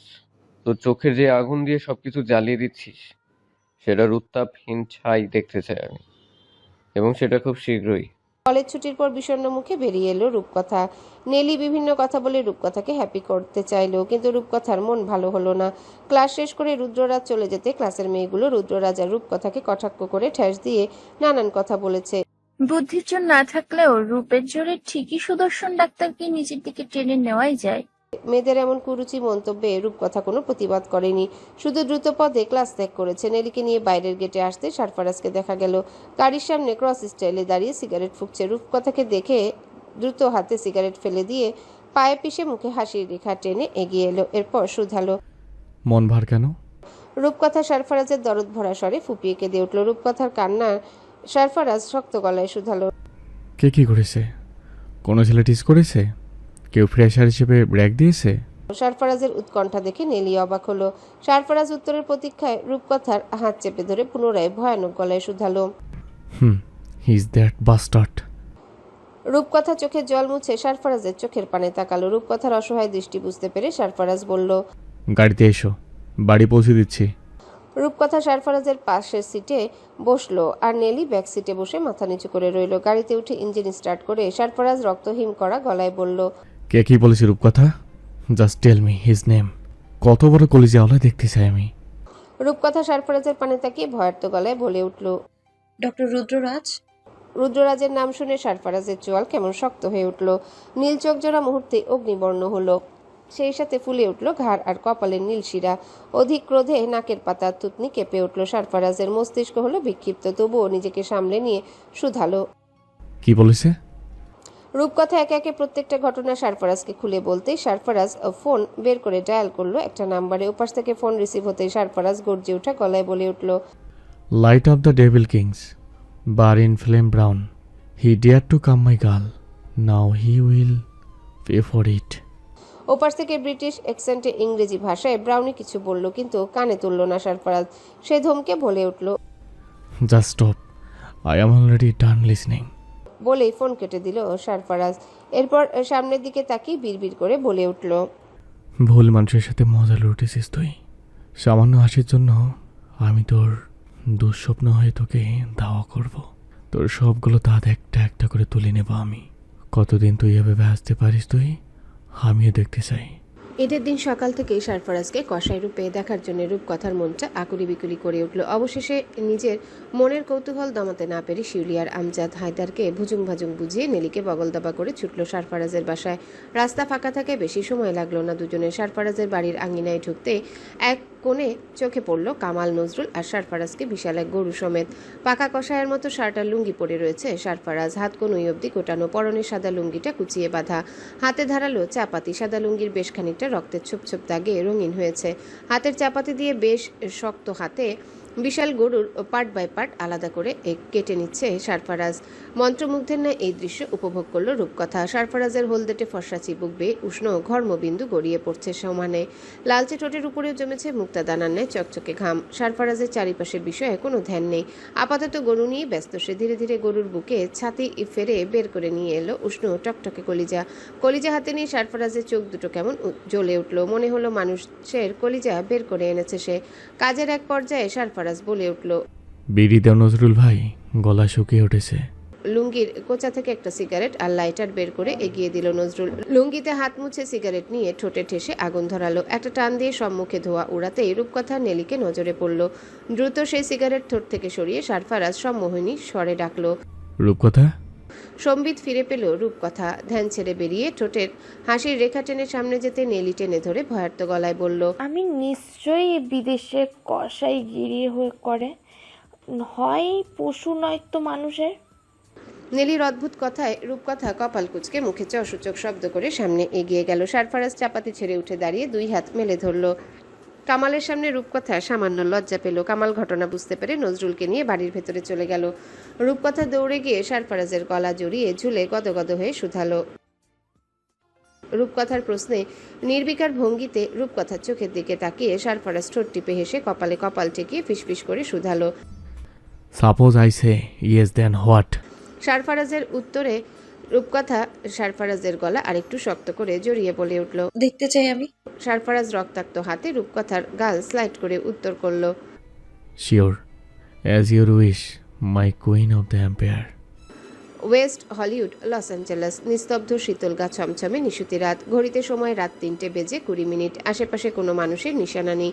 নিশাচর প্রাণীগুলো বোধহয় ক্লান্ত দেহে ঘুমিয়ে পড়ে। যতদূর দৃষ্টি যায় ততদূরে চারিপাশ ধুধু আর নীরবতা চাদরে আবৃত। দিনের ঝলমলে রোশনাইয়ের যেই শহর আভিজাত্য আর ভদ্রতার মুখোশ পরে থাকে, রাতের আধার নামার সাথে সাথে তা পাপের নগরী হয়ে ওঠে। বেলেল্লাপনা, সম্ভোগ আর ভয়াবহ নেশায় ডুবে থাকে এই শহর। অপকর্মে লিপ্ত মানুষগুলোর জন্য রাতটুকু যেন স্বর্গীয় সুধা। ওয়েস্ট হলিউড শহরে এক কোণে মাথা উঁচু করে দাঁড়িয়ে আছে দ্য ক্রিমসন সেলার বার। বাড়তির ঝলমলে আলোকসজ্জা আর শরাবের নেশা ধরানো গন্ধে চোখ বুজে আসে না এমন মানুষ পাওয়া দুষ্কর। লস অ্যাঞ্জেলেসের বড় বড় পয়সাওয়ালা মানুষ কারি কারি টাকা খরচ করে এখানে আসে ফুর্তি করতে আর রাতভর দামি দামি মদ গিলতে। শুধু কি তাই, রাতের ঘনত্ব বাড়ার সাথে সাথে চুপি চুপি আদান প্রদান হতে থাকে। মদ ভর্তি কাচের গ্লাস সেই সাথে আঁকা হয় কারো সর্বনাশের নীল নকশা, নয়তো কারো প্রাণনাশের রক্তিম মানচিত্র। এখানে জীবন চলে রাতের আলোয় আর মদের ঘরে। এই শহরে কেউ কাউকে চিনে না, শুধু চিনে টাকা, নেশা আর প্রতারণা। বাড়ি আসা প্রত্যেকে মানুষরূপী পশু। মায়া, মমতা, দয়া এদের হৃদয়ে নেই। যা আছে তা কেবল ক্রূরতা আর হিংস্রতা। সন্ধ্যা নামার সাথে সাথে ওয়েস্ট হলিউডের এই বারে স্যুটবুট পরা ভদ্রলোকগুলো বুক ফুলিয়ে ভেতরে ঢুকে, সাথে লাস্যময়ী লাল লিপস্টিক মাখা সফেদ সুন্দরী। আপাতত দৃষ্টিতে দেখলে নিত্যদিনের সাধারণ ঘটনা মনে হয়, কিন্তু গভীরে চোখ রাখলে নজর আটকায় প্রাণ খোয়ানোর নকশায়। ওয়েস্ট হলিউড শহরের ক্রিমসন সেলার বারটি আজ ফাঁকা। অবশ্যের কারণ হচ্ছে হিমশীতল আবহাওয়া। তাপমাত্রা 6 ডিগ্রি সেলসিয়াস। আকাশ জুড়ে ঝাপসা কুয়াশার ধূম্রজাল। বাতাসের হিমপ্রবাহে মনে হচ্ছে খুব শীঘ্রই বরফ ঝরবে। হলো তাই। মুহূর্তেই টপ টপ শব্দে বরফকণা ঝরতে শুরু করলো এবং ধীরে ধীরে তার ঝরঝরে আওয়াজে রূপ নিল। আজকের এই অধিক শীতলতা যেন শহরের হাড় জমিয়ে দিচ্ছে ঠান্ডা হাওয়ায়। বরফের স্তূপ, শোষ বাতাসের আওয়াজ আর পাতার নীরব খসে পড়ার শব্দ সব কেমন ভয় বাড়িয়ে দিচ্ছে। মনে হচ্ছে কোথাও বড় কোনো অঘটন ঘটতে চলেছে। এহেন ভয়ানক রাতের বরফ আর বাতাস চিরে বেরিয়ে এলো এক কালো হুডিতে আবৃত এক মানব। তার চেহারা মাথার কালো ক্যাপ আর মাস্কে ঢাকা, শরীরে অবয়বে তাগড়া যুবক। যুবকের পেশিবহুল দুই হাতে বিভিন্ন যন্ত্রপাতি আর পেট্রোলের গ্যালন। যুবক প্রথমে চারিপাশ ভালো করে নজর বুলালো, এরপর ঘসঘস করে বরফ মারিয়ে হেঁটে চলল বাড়ির ভেতর। বাড়িটির দরজায় বৃহৎ তালা ঝুলছে। যুবক সেই তালার পানে তাকিয়ে বাঁকাক্রুড়ো হাসলো, এরপর হাতের লক কাটার মেশিন দিয়ে বিনা পরিশ্রমে খুলে ফেললো বৃহৎ তালাখানা। এরপর এগিয়ে গেল ড্রিঙ্কস কর্নারে। বিশাল আধুনিক রাজকীয় বাড়ির চারিপাশটা একবার চোখ বুলিয়ে হেঁটে গেল থরে থরে সাজিয়ে রাখা শতবর্ষীয় দামি অ্যালকোহল ক্যাবিনেটের দিকে। এরপর বিড়বিড় করে আওড়ালো মদের বোতলের নাম। শ্বেত মার্গ 1982, রোমানে কতি 2005, হ্যানেসি পারাদাইস গ্লেন ফিরিচ রিচার্ড 50 বছর। এরপর ভয়ানক শীতল গলায় বলে উঠল, আদেশ পালন করতে আমি সর্বদা আজ্ঞাবহ। যুবকের মুখের হিংস্র অবয়ব মাস্ক ভেদ করে স্পষ্ট হলো না, কিন্তু তার বাদামি চোখ জুড়ে প্রতিশোধের নেশা সুস্পষ্ট। যুবক নিজের পেশিবহুল হাতের সাহায্যে এক এক করে টেনে ফেলে দিল সবগুলো নেশাদ্রব্য রাখার তাক। মার্বেল পাথরওয়ালা শক্ত মেঝেতে পড়ে কাচের বোতলগুলো ঝনঝন ঝনঝন শব্দে উদ্বেলিত করলো চারিপাশ। মুহূর্তে সকল নিস্তব্ধতার পতন ঘটল। ভারী অ্যালকোহলের হাজার হাজার ডলারের বোতলগুলো মেঝেতে বিলীন হয়ে টুকরো টুকরো কাচ ছড়িয়ে পড়লো মার্বেলের উপর। তারপর চুপচাপ পেট্রোলের বোতলের ক্যাপ খুলে ছিটিয়ে দিল বাড়ির প্রত্যেকটা কোনায় কোনায়। পেট্রোলের উটকো গন্ধে স্পষ্ট তরল মৃত্যুচ্ছাপ। ভাঙা মদ আর কেরোসিন মিলেমিশে একাকার হতেই একটা লাল লাইটার জ্বালিয়ে ছুড়ে দিল বারটার মেঝের মাঝখানে। অ্যালকোহল আর পেট্রোল আগুনের স্পর্শ পেতে কেমন দাউ দাউ করে জ্বলে উঠল। এদিকে বরফের শীতলতা, অন্যদিকে আগুনের উত্তপ্ত লেলিহান শিখা, সেই সাথে এলোমেলো দাপিয়ে বেড়ানো হিমশীতল বাতাস। ছুটে আসা শীতের হাওয়া আর বরফের ভেতরেও সেই আগুন থেমে থাকলো না। আগুনের চূড়ান্ত উত্তাপে বাড়ির দামি থাই জানালার কাচ ফুটে গেল। ছাদের কাঠামো চিৎকার করে চটচট শব্দে ভেঙে পড়ল বোধহয়। সেই সাথে বাতাসে মিশল পোড়া পদার্থের ঘ্রাণ। কিন্তু এত কিছুতে ওই মানব থামল না। সে বার থেকে বেরিয়ে বাইরে ঠায় দাঁড়িয়ে রইল। জৌলুস মাখা দামি বারের ধ্বংসযজ্ঞ তাকে পরিতৃপ্ত করলো। বাড়ির সবকিছু যখন ধীরে ধীরে মাটিতে বিলীন হলো, তখন হুডি মানব নিজের ফোনখানা পকেট থেকে বের করলো। এরপর ঘসঘস করে এক বার্তা লিখে পাঠিয়ে দিল কাঙ্ক্ষিত নাম্বারে। Mission accomplished. I kept my word that. I hope you are proud of me. বার্তাখানা পাঠিয়ে উত্তরের প্রতীক্ষায় স্ক্রিনে নজর বিদ্ধ করলো শ্বেতাঙ্গ যুবক। মুহূর্তেই যুবকের গোলাপি ঠোঁটের কোণের হাসিটা প্রশস্ত হলো। ফিরতেই জবাব এসেছে। মেসেজটা বার কয়েক বিড়বিড় করে পড়ল কাই নামক ফ্রান্সের বংশোদ্ভূত ছেলেটি। এরপর মুখের মাছ খুলে ঠোঁট কামড়ে ধরে লিখল, I will be your black hand, silent, loyal, deadly. কয়েক পল গড়াতেই ফিরতি উত্তর এলো পুনরায়। উত্তরে কায়ের হাসি আরো প্রশস্ত হলো। নিজের খুশির বহিঃপ্রকাশ ঘটাতে সে আগুনের আর একটু সামনে এগিয়ে গিয়ে আগুনের জ্বলন্ত শিখায় হাতের পেট্রোল সহ গ্যালন ছুঁড়ে ফেললো। পেট্রোলের স্পর্শে আগুন আরো ভয়াবহ রূপে জ্বলে উঠল। সেই কমলা রঙা আগুনের পানে চকচকে চোখে তাকিয়ে চিৎকার করে উৎফুল্ল আওয়াজে কাই বলে উঠল, Do you know who I am today? I am the servant of the Jaguar King. And you? বলেই হো হো শব্দে হাসলো। এরপর বিড়বিড় করে বলে উঠল, You're just a little flammy trying to survive the storm. ধীরে ধীরে আগুনের শিখা নমনীয় হয়ে উঠল। পোড়ানোর মতো আর কিছু অবশিষ্ট নেই হয়তো। কিছুক্ষণ পরে ভোরের আলো ফুটবে। ধ্বংস বার আর বাইরের বরফ স্তূপ মিশ্রিত পরিবেশ দেখে যুবক তাচ্ছিল্য করে বলে উঠল, Not even coldest storms could stand against me. What a pity. সূর্যের তেজ ধীরে ধীরে মিয়ে যেতে শুরু করেছে। অন্ধকার এসে ক্রমশ হাতছানি দিয়ে ডেকে চলেছে। আকাশ জুড়ে বিচরণ করছে নিরে ফেরা বিহঙ্গের দল। এই বুঝি সূর্যখানি পাটে ডুবল। বিরস মুখে সুফিয়ান চৌধুরী নিজের ঘরের এক কোণে ইজি চেয়ারে মাথা হেলিয়ে বসে আছেন, চোখ বুজে। সবকিছু কেমন বিষণ্ণ আর দম বন্ধকর লাগছে। ভেতরের অসহনীয় অস্থিরতার দুশ্চিন্তা কারো কাছে প্রকাশটুকু করা যাচ্ছে না। অধিক চিন্তায় মাথাটা কেমন তীক্ষ্ণ ব্যথায় চিরচির করে উঠল। মাথার চুল টেনে সুফিয়ান মনে মনে ভাবতে লাগলেন, যেই ভয়ে এতগুলো বছর মেয়েটাকে লুকিয়ে রাখলাম, অবশেষে সেই ভয় সত্যরূপে প্রকট হলো। কিন্তু কেন? এর থেকে পরিত্রাণ কি? রূপকথার মায়াবী মুখশ্রী আর সারফারাজের পশুসম সত্তা কোনোভাবেই মানতে পারছেন না তিনি। বাবা হিসেবে মেয়ের এহেন বিপথে বাড়ানো পা কিভাবে রোধ করবেন তিনি? মেয়ে যদি জেনে বুঝে এমন অগ্নিপথে পা বাড়ায়, তবে তাকে ঠেকানো সাধ্যকার। অন্ধকারে নিমজ্জিত কক্ষে নিঃশব্দে এসে আলো জ্বালিয়ে কক্ষ আলোকিত করল রেখা। এরপর তপ্ত শ্বাস ফেলে সুফিয়ানের সামনে দাঁড়িয়ে কাঁধে হাত রেখে ধীর লয়ে শুধালো, কয়েকদিন ধরেই তো আমাকে কেমন বিধ্বস্ত ঠেকছে, কি হয়েছে খুলে বলো তো। রেখার আকস্মিক স্বরে হকচকিয়ে উঠল সুফিয়ান। এরপর নিজেকে ধাতস্থ করে আমতা আমতা করে বলে উঠল, কখন এলে? রেখা বিছানার এক কোণে বসে উত্তর করলেন, এই মাত্র। সুফিয়ান আলগোছে চেয়ার ছেড়ে উঠে দাঁড়ালেন। এরপর নামাজের তাগাদা দিয়ে বলে উঠলেন, ঘুমিয়ে গিয়েছিলাম। কখন আজান পড়েছে টেরই পাইনি। আজকাল শরীরটা খুব ক্লান্ত হয়ে যাচ্ছে। প্রেশারটাও বেড়ে যাচ্ছে খানিক। সুফিয়ানের উত্তরে রেখা তপ্ত শ্বাস ছেড়ে সন্ধিহান চোখে পুনরায় শুধালো। তোমাকে কয়েকদিন ধরে মন মরা লাগছে, কি হয়েছে? শুধু কি শরীর খারাপ নাকি অন্য কিছু? সুফিয়ান রেখাকে কিছু বুঝতে না দিয়ে উত্তর করলো। মেয়েটার জন্য মন খারাপ লাগছে রেখা। এইদিকে থানাতেও প্রচুর চাপ, ট্রান্সফারেও বেশ ঝামেলা হচ্ছে। রেখা সুফিয়ান চৌধুরীর কথায় তাল মিলিয়ে বলে উঠলেন। মেয়েটার জন্য আমারও খারাপ লাগছে, এতগুলো দিন ওকে ছাড়া কখনো থাকিনি। বলতে বলতেই রেখার গলা ধরে এলো, নিজেকে কোনো মতে সামলে আবদার করলো। একবার গিয়ে দেখে আসলে কেমন হয়? সুফিয়ান প্রতি উত্তরে মাধুর্যহীন গলায় বলে উঠল। নামাজে যাও রেখা, সময় বয়ে যাচ্ছে। কতদিন পর এমনিতেই ঢাকা যাচ্ছি। পুরোটা দিন ঈদ আনন্দের ন্যায় কাটলো সারফারাজের। রুদ্ররাজের হাঁটুতে আঘাত করে মাটিতে মুড়িয়ে বসাতে পেরেছে ফাইনালি। যখন রুদ্ররাজ জানবে সারফারাজ তার পিঠ পিছে কত বড় ছুরি বসিয়েছে, তখন কেমন প্রতিক্রিয়া দেখাবে? ক্রোধে ফুঁসে উঠবে, কাঁদবে, নাকি পাল্টা আক্রমণের নকশা আঁকবে?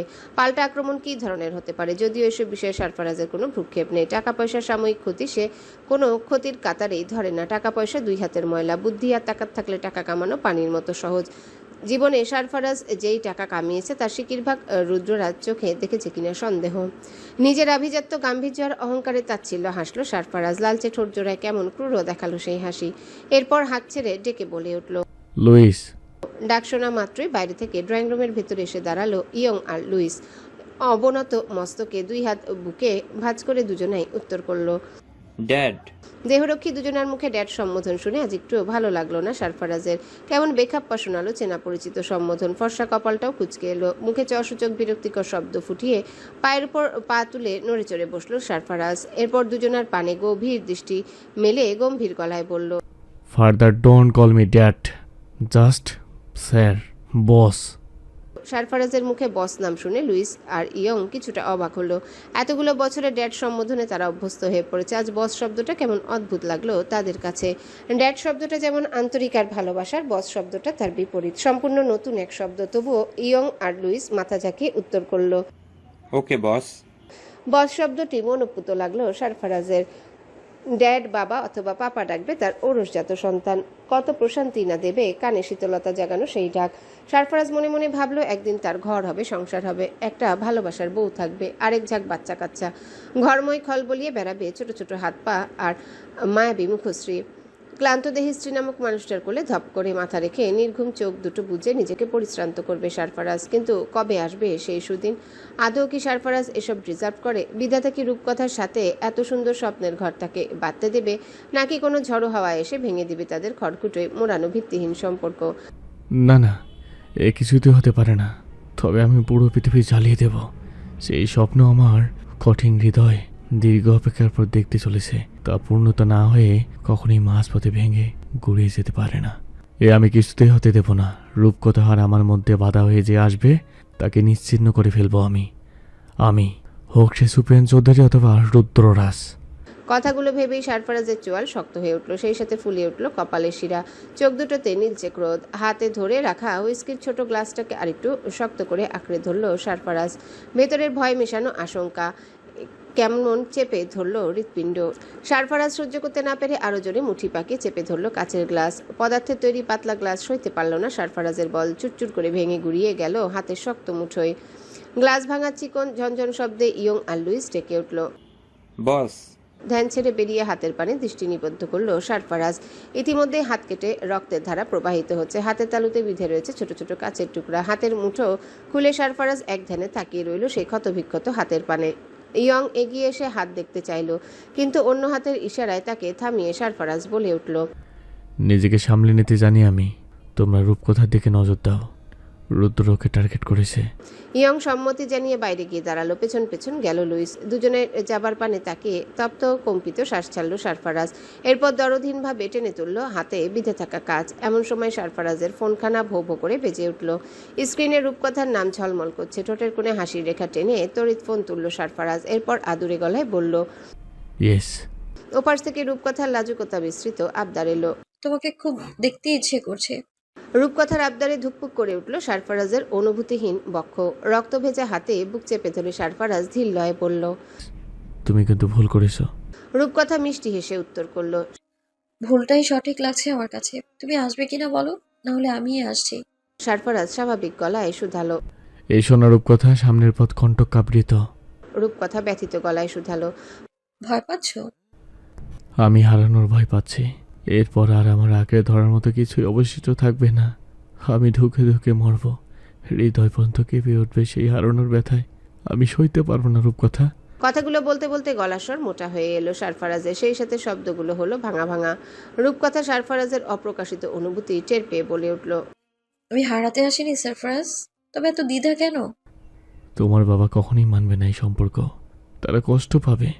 আমি পাপাকে বোঝাবো, মনের উপর কারো বিধি নিষেধ চলে বলো? সারফারাজ রূপকথার প্রশ্নের উত্তর দিল না, সে মনে মনে বলল। সত্যি মনটা বড্ড অবুঝ। এর উপর কোনো নজরদারি দখলদারি চলবে না। সে তার মতোই চলতে চায়, মুক্ত, স্বাধীন, বাধাহীন। সারাদিন দেখিনি তোমায় সারফরাজ। আমার দিনটা শেষ হয়েছে তোমার আইস ব্লু চোখ জোড়া না দেখে। আমি শান্তি পাচ্ছি না। আমার রাতে ঘুম হবে না, ইভেন পড়াতেও মন বসাতে পারছি না আমি। প্লিজ এক পলক দেখতে চাই আমি, বলো আসবে? রূপকথার আবদার এবার ফেরাতে পারল না সারফারাজ, ফট করে উত্তর করল। All right, I will come for you. সারফারাজের উত্তরে প্রশস্ত হেসে রূপকথা বলে উঠল। একটা সারপ্রাইজ দেবো তোমায় আজকে। সারফারাজ ছোট করে বলল। কি? এখন মোটেও বলবো না, এলে নিজ চোখে দেখবে আর তাড়াতাড়ি আসবে, অপেক্ষায় থাকবো আমি। বলেই ফোন কেটে দিল রূপকথা। সারফারাজ বুক চেপে এখনো ওভাবেই বসে আছে। কি রে, এমন স্ট্যাচু হয়ে বসে আছিস কেন? হঠাৎ অভিরূপের গলার স্বর শুনে হুঁশে ফিরল সারফারাজ। এরপর নড়ে চড়ে গলা খাকারি দিয়ে বলে উঠল। চলো ফুপু শাশুড়ির বাড়ি থেকে ঘুরে আসি। সারফারাজের এহেন তামাশামূলক মশকরা শুনে আঙ্গুল দিয়ে কাঞ্চলকে সারফারাজের পানে এগিয়ে এলো অভিরূপ। এরপর সারফারাজের বুকে হাত রেখে অবিশ্বাস্য গলায় শুধালো। Tell me honestly, did your heart actually beat for her? Sarfaraz অল্প মাথা দোলাতেই অভিরূপ লাফিয়ে বলে উঠল। ও মাই গড, মরা গাছে ফুল ফুটেছে ফাইনালি। ওহো। অভিরূপের বেশ উচ্ছ্বাস কাজ করলো, ছোট বাচ্চার মতো নাচতে ইচ্ছা করলো, কিন্তু বয়সের মাপকাঠির হিসেবে পারল না বাচ্চামো করতে। তবুও কোমর দুলিয়ে অল্প নেচে বলে উঠল। ক্যালিফোর্নিয়া ফিরে পার্টি দেবো সবাইকে নিয়ে। আপাতত চল যাই, ভাবি দেখে আসি। অভিরূপের মুখে ভাবি সম্বোধন শুনে কিছুটা লাজুক হাসলো সারফারাজ। এরপর উঠে দাঁড়িয়ে বলে উঠল। Just a minute, I will be back. ঢাকায় আসার সময় গুনে গুনে 6টা শাড়ি এনেছে রূপকথা। একটা একদম কালো, সাথে কালো সুতার কাজ আর দামি স্টোন লাগানো, আরেকটা মাল্টি কালার, বাকিগুলো বিভিন্ন কালারের। এক একটার ম্যাটেরিয়ালস এক এক রকম। খুঁজে খুঁজে কালো রঙের পাতলা জর্জেট শাড়িটা হাতে তুলে নিল রূপকথা। এরপর ম্যাচিং পেটিকোট আর ব্লাউজ। দক্ষ হাতে কালো শাড়িখানা মোমের ন্যায় ফর্সা দেহে জড়িয়ে আয়নার সামনে বসলো রূপকথা। ফর্সা মোহনীয় মুখে হালকা মেকআপ টাচ দিয়ে ঠোঁটে মেরুন রঙের একটা লিপস্টিক মাখালো। চোখের কোল ঘেঁষে মোটা করে কাজল লেপটে চোখটা স্মোকি শ্যাডো প্ল্যাটারে সাজালো। চুলগুলো কাঁধের দুই পাশে ফেলে উঠে দাঁড়িয়ে বিভিন্ন অ্যাঙ্গেল থেকে নিজেকে বেশ কয়েকবার পরখ করলো। সাজ কমপ্লিট হতেই ঘড়িতে সময় দেখল রূপকথা। রাত প্রায় 12টার কাছাকাছি। আমজাদ হায়দার আর শিউলি অনেক আগে ঘুমিয়ে গেছে। মানুষ দুটোই বড়ই স্বাস্থ্য সচেতন আর ঘুম কাতুরে। পৃথিবী ধসে যাবে তবু এদের ঘুম ভাঙবে না। নেলি পড়তে পড়তে পড়ার টেবিলেই ঘুমিয়েছে। ঘুম নেই শুধু রূপকথার চোখে। সারফারাজকে দেখার তৃষ্ণায় তার চোখ জোড়া তৃষিত। রিডিং টেবিলে বসে বসে অপেক্ষার প্রহর গুনছে রূপকথা। সারফারাজ এখনো আসেনি। মনের অস্থিরতা কমাতে না পেরে সারফারাজের ফোনে কল করলো রূপকথা, কিন্তু সংযোগ বন্ধ।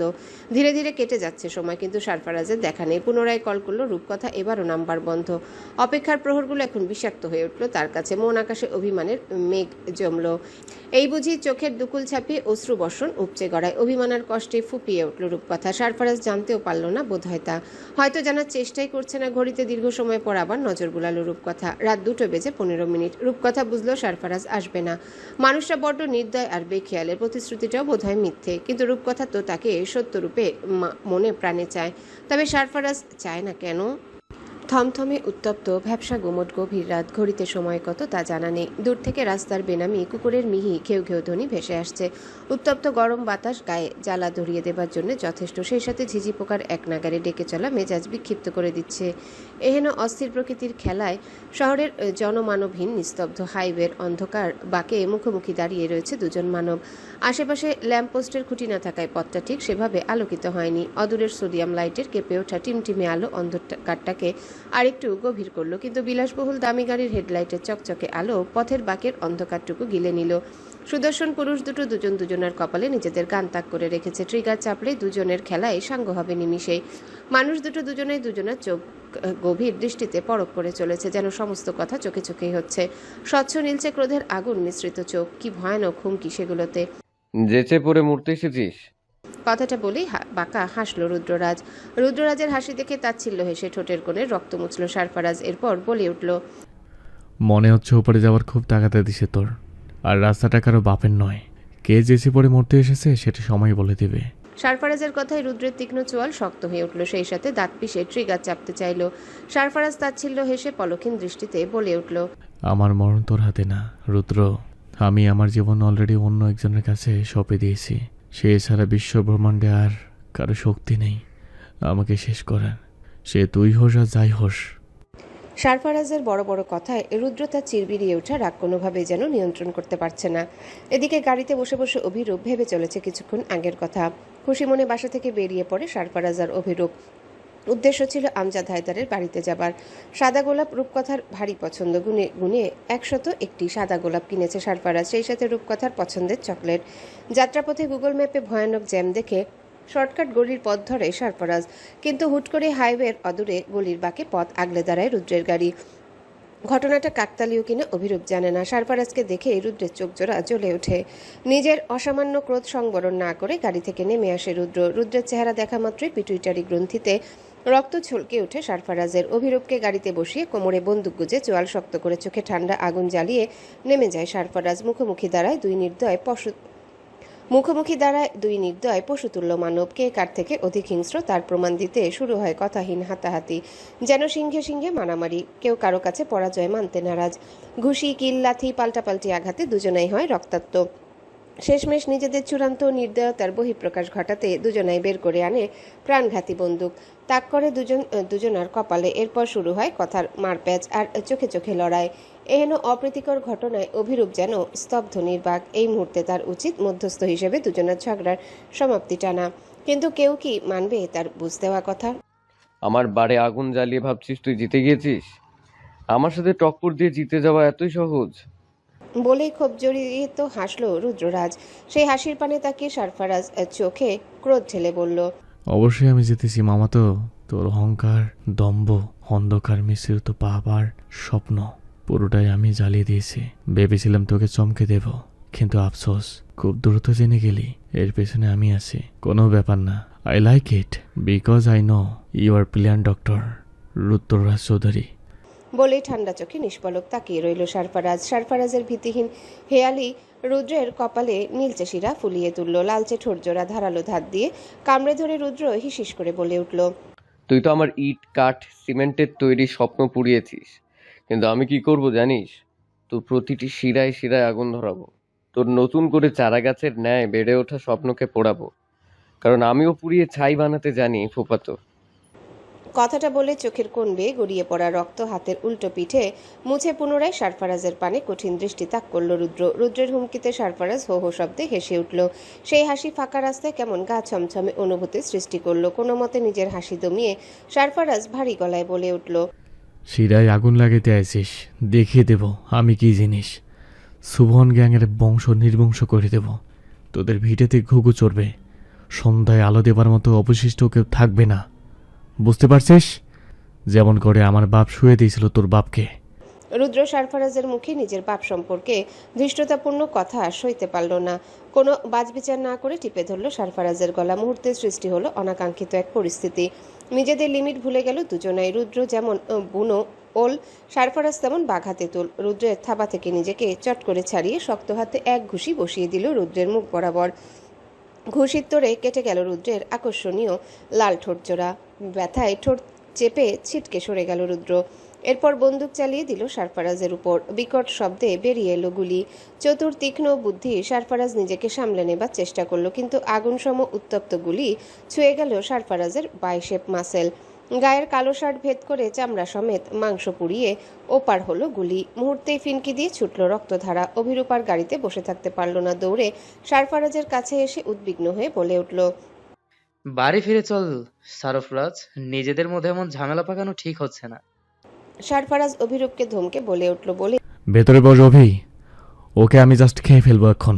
এই অভিকে ধাক্কা মেরে ফেলে রুদ্রের সামনে এগিয়ে নিজের বন্দুকের স্প্রিং টেনে তাক করলো সারফারাজ। এরপর গর্জে বলে উঠল, I will kill you, bastard. You must with the wrong animal, and now you are going the sea to see the monster. Ideally, I am. সারফারাজের হুমকিতে রুদ্র নিজেও বন্দুক তাক করে পুনরায় শুট করলো, কিন্তু গুলি বের হলো না। এবার ঘাবড়ে গেল রুদ্র। কিটকিটিয়ে হেসে উঠল সারফারাজ। এত তাড়াতাড়ি দম শেষ? চালাগুলি দেখি তোর বন্দুকে কত জোর। বলেই হিংস্র বাজ পাখির ন্যায় রুদ্রের চোয়াল চেপে ধরল সারফারাজ। এরপর চোখে চোখ রেখে হিসহিস করে ভয়ানক গলায় বলে উঠল, পবিত্র মানুষের কাছে যাচ্ছিলাম, একদম সাফ সুতরা উপস্থিত হতে চেয়েছিলাম, কিন্তু রক্তের দাগ লাগিয়ে অপবিত্র করে দিলে আমাকে। মুড ভালো তাই ছেড়ে দিচ্ছি তোকে। নেক্সট টাইম পেলে ওখানে পুঁতি দিয়ে চলে যাব, বুঝেছিস কি বলেছি? সারফারাজের কথায় রুদ্র দাঁত মুখ কামড়ে বলে ওঠে, গেম অলরেডি শুরু হয়ে গেছে সারফারাজ। এই খেলার সমাপ্তি আমি তোর রক্ত দিয়েই টানবো। রুদ্রের কথায় অবিশ্বাস্য চোখে সারফারাজ শুধায়, ও মাই গড, রিয়েলি? তোর বার পুড়িয়েছে? এটা তো একটা ট্রেলার ছিল মাত্র। যেদিন তোর আত্মাটা এভাবে পড়াবো সেদিন এভাবে এই গেমের দা এন্ড হবে, আর এই খেলা সমাপ্তি আমার হাতেই হবে, তোর হাতে নয়। তোর জম হয় তোর সামনে দাঁড়াবো আমি। মৃত্যুর ভয় কতটা নির্মম আর কতটা কষ্টদায়ক হয় তোকে আমি হারে হারে বোঝাবো। কথাটা বলেই হনহন করে গাড়িতে উঠে বসলো। এরপর স্টিয়ারিং হুইল ধরে ইঞ্জিন স্টার্ট দিয়ে ক্ল্যাচে চেপে ধরলো। রুদ্র তখনও সামনে দাঁড়িয়ে। সারফারাজ বাঁকা হেসে স্পিড বাড়িয়ে সামনে অগ্রসর হতেই রুদ্র লাফিয়ে রাস্তা ছাড়লো। সেই দৃশ্য তাচ্ছিল্য হেসে সারফারাজ বিড়বিড় করে বলে উঠল, এসেছে আমার স্বপ্ন পড়াতে, স্কাউন্ডাল কোথাকার। সারফারাজের রক্তাক্ত হাত আর মুখের পানে তাকিয়ে অভিরূপ বলে উঠল, বাড়ি ফিরে চল সারফরাজ, তোর রেস্ট প্রয়োজন। শরীরের অবস্থা যথেষ্ট খারাপ, ড্রেসিং করে ব্যান্ডেজ লাগানো জরুরি। সারফারাজ অভিরূপের কথার প্রত্যুত্তরে মাথা ঝাঁকিয়ে জবাব দিল, রূপকথা অপেক্ষা করছে আমার জন্য। আমি যদি মরেও যাই আমার লাশটা ওর সামনে যাবে, কারণ আমি ওকে কথা দিয়েছি। সারফরাজ, তোর হাত থেকে ব্লিডিং হচ্ছে অনবরত। এভাবে চলতে থাকলে তুই জ্ঞান হারাবি। জীবনের চাইতে কথা রাখা কি বেশি ইম্পর্ট্যান্ট? গাড়ির স্পিড আরো কয়েক গুণ বাড়িয়ে দুর্বল গলায় সারফারাজ জবাব দিল, আমি না গেলে ও কাঁদবে অভি। আমি চাই না ও আমার অপেক্ষায় কাঁদুক, কারণ ওর চোখের এক ফোঁটা জল আমার জীবনের চাইতেও দামি রে। তুই ওকে ফোন করে বল এই ঝামেলার কথা। বোঝদার মেয়ে, অবশ্যই বুঝবে। শুনল না সারফারাজ। সে ধীর গলায় বলল, বেলকনিতে দাঁড়িয়ে সে আমার জন্য অপেক্ষা করছে অভি। তার অপেক্ষা আমি বিফলে দেই কি করে? তাছাড়া ওকে প্রমিস করেছি আমি যাব। আমি চাই না ওর মনে কখনো এমন ভাবনার উদয় হোক যে সারফারাজ কথা রাখেনি। এমনিতেই একযুগ অপেক্ষা করে সমাপ্তি ঘটছে কেবল। অভিরূপ ফাঁকা দৃষ্টিতে সারফারাজের পানে তাকিয়ে বলল, যদি মরে যাস ব্লিডিং হতে হতে? সারফারাজের ঠোঁটের কোণে হাসির রেখা টেনে উত্তর করল, তাহলে ও জানবে শেষ নিঃশ্বাস অবধি আমি ওর কাছে আসার চেষ্টা করেছি এবং আমার দম পড়েছে ওকে এক পলক দেখার পিপাসায়। মেঝেতে বসে বিছানায় হেলান দিয়ে হাঁটু ভাঁজ করে বসে আছে রূপকথা। চোখের দুকুল বেয়ে অনবরত ঝরে পড়ছে নোনতা জলের ফোয়ারা। হাত বাড়িয়ে সেগুলো মুছল না রূপকথা। অবলীলায় নিঃশব্দে ঝরতে দিল তাদের। সারফারাজের উপর অভিমানের পাহাড় জমল খুব করে। মানুষটার কঠিন মুখশ্রী মনে পড়তে হৃদয় কেমন ধক করে উঠল। দেয়াল ঘড়ির দিকে আরেকবার নজর বুলিয়ে রূপকথা সিক্ত গলায় বলে উঠল, ভেতর থেকে উত্তর আসে, মানুষটাকে তুই জোর করে চলেছিস সবসময়। সে নিজে থেকে তোর কাছে আসেনি রূপকথা। প্রতিবাদ করে চিৎকার করে ওঠে রূপকথা। হাতের আজলায় মুখ লুকিয়ে ফুপিয়ে বলে ওঠে, সব মিথ্যে। ও এসেছিল, আমাকে বুকে জড়িয়ে হৃদয়ের আগুন নিভিয়েছে। আমি একতরফা ডাকিনি ওকে। ভেতর থেকে আর কোনো কথা আসে না। বড় বড় স্বচ্ছ নেত্রদ্বয় কেমন ঘোলাটে লাল হয়ে ওঠে। বাঁকানো ল্যাশগুলো ভিজে জট পাকায়। ফুলে ওঠে চোখের পাতা। হাতের কাচের মুঠ চুড়িগুলোর পানে এক দৃষ্টিতে তাকিয়ে রয় রূপকথা। এরপর আলগোছে তা খুলে নেয় সরু হাত থেকে। মেঝেতে অযত্নে সেগুলো ফেলে উঠে দাঁড়ায়। পোশাক পরিবর্তন করা জরুরি। রূপকথা উঠে ড্রেসিং টেবিলের সামনে গিয়ে দাঁড়ায়। কিছুক্ষণ আগের মোহনীয় সাজ নষ্ট হয়ে গেছে। কাজল লেপটে পুরো চোখ ছেয়ে গেছে। লিপস্টিকটাও খানিক উঠে গিয়েছে। গোছানো চুল হয়েছে আলুথালু। অভিমানের খাতায় সারফারাজের নিষ্ঠুরতা নিয়ে কয়েকটা লাইন লিখে মুখ মুছে নিল রূপকথা। এরপর ফুপিয়ে বলে উঠল, আর কখনো তোমায় ডাকবো না সারফরাজ। সত্যি তুমি বড্ড নিষ্ঠুর মানব। রূপকথা শাড়ি খুলতে উদ্যত হতেই বেজে উঠল গাড়ির হর্ন। গাড়ির হর্ন শুনে থেমে গেল রূপকথার হাত। অসাড় শক্তিহীন মূর্তির ন্যায় ঠায় দাঁড়িয়ে রইল ড্রেসিং টেবিলের সামনে। শুষ্ক অধৈর্যরা ঈষৎ ফাঁকা হয়ে তপ্ত কম্পিত শ্বাস বেরিয়ে এলো। দৃষ্টি হলো আরো ছলছলে। খোলা ব্যালকনি দিয়ে রূপকথার কক্ষের ঝকমকে আলো দেখতে পেল সারফারাজ। গাড়ির হর্ন পেয়েও রূপকথা ব্যালকনিতে এলো না মানেই সারফারাজ বুঝে নিল অভিমান জমে জমে মেঘ হয়েছে। গাড়ি থেকে নেমে সারফারাজ উঁচু গলায় ডাকলো, রূপকথা। এবারও একটু নড়ল না রূপকথা, সে ওভাবেই শাড়ি খামচে ধরে দাঁড়িয়ে রইল। ফোনের স্ক্রিনের সময়ে নজর বুলিয়ে অভিরূপের উদ্দেশ্যে সারফারাজ বলে উঠল, বড্ড অভিমানী বুঝলি, উপরে যেতে হবে রাগ ভাঙাতে। বলে আর এক মুহূর্ত অপেক্ষা করল না সারফারাজ। এক হাতে ফুলের বিশাল গোছা বুকে চেপে পূর্বের ন্যায় গাছ বেয়ে তরতর করে উঠে গেল দোতলায়। অভিরূপ বোকা চোখে পুরো ঘটনা দেখে কপাল চাপড়ে বলে ওঠে, কি মানুষ কি করে বেড়াচ্ছে, আহা। এধারে মাথা নিচু করে ফুপিয়ে অশ্রু বিসর্জন দিচ্ছে রূপকথা। কান্নার হিড়িকে ছোট দেহখানা কেঁপে কেঁপে উঠছে শুধু। ব্যালকনিতে দাঁড়িয়ে পুরো ঘটনা অবলোকন করলো সারফারাজ। এরপর আলগোছে ব্যালকনির দরজা লাগিয়ে পেছন থেকে রূপকথা লতানো কোমর জড়িয়ে চিকন পাতলা কাঁধে তুতনি রাখলো সারফারাজ। তারপর অপরাধী স্বরে বলে উঠল, সরি, ইচ্ছে করে দেরি করিনি।